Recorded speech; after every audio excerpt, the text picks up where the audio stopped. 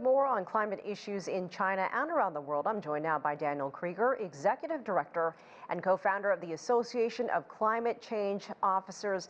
Daniel, all kinds of ripple effects we're seeing as a result of the heat and the drought. We're seeing rationing of electricity in Sichuan province.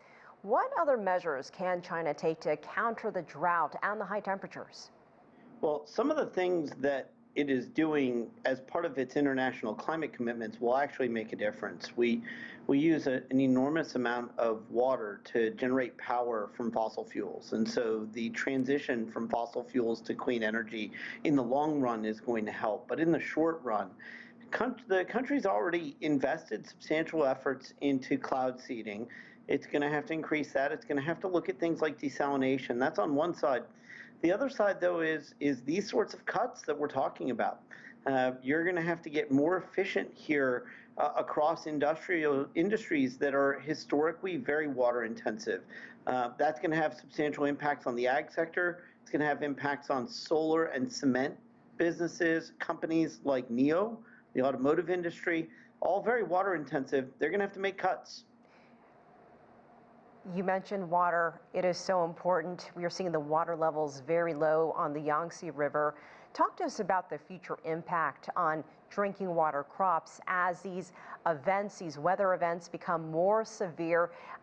You mentioned companies. Can governments pivot quickly enough?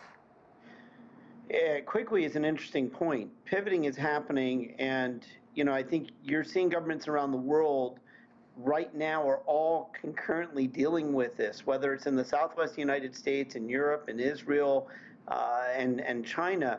The first thing that happens is a fight for water rights and a restriction of water usage. And the question is whether we can make those restrictions severe enough. China's announced an investment in $41 million for drought relief.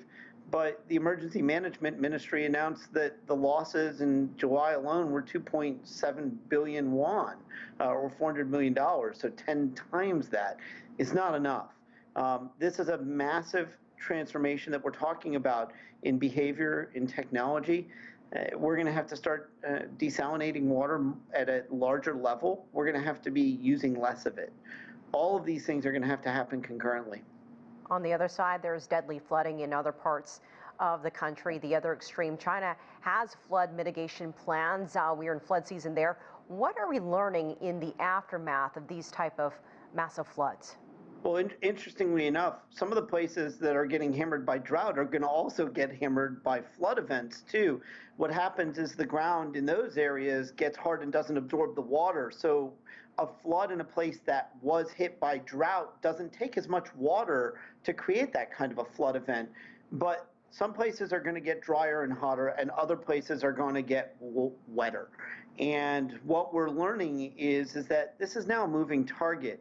We know what the world's going to look like in subsequent decades. We know what the probabilities are going to be that we're going to have these sorts of extreme events taking place.